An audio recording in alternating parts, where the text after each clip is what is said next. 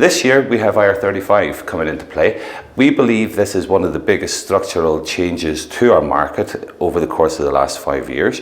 We feel that there's a real lack of understanding within our marketplace with regard to it, and what we proposed doing was commissioning a survey by a third-party organisation called Potent Mix in order to actually detail where the market sits with this understanding of IR35 and potentially what it needs to know in the 6 months that remains.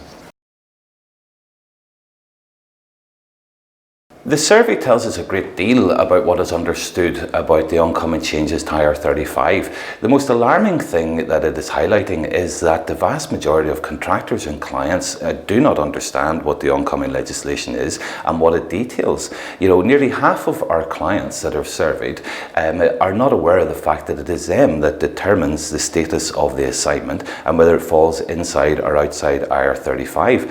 Fundamentally, not understanding that one point alone leaves their organisations open to massive liability, which is really the reclaiming of unpaid tax and national insurance by that PSC. That's a phenomenal risk for the future and one that businesses need to be protected for.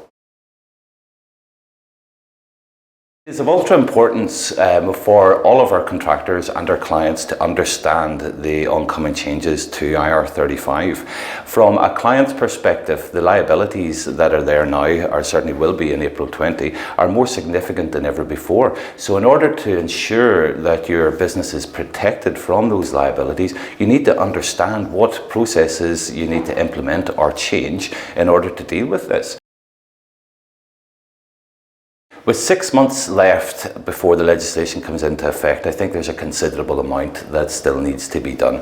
First and foremost, organisations and contractors' understanding of the legislation needs to improve.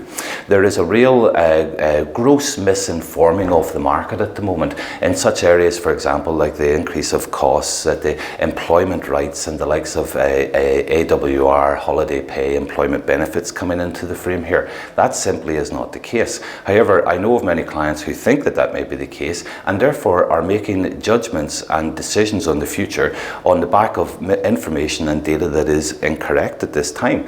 So clients and contractors really do need to step up to the mark now with limited time to go in order to get informed, get educated, put new processes into place and implement a new regime of working for the future that is going to benefit them, their organisation and the workforce that they employ, whether it be direct or indirect.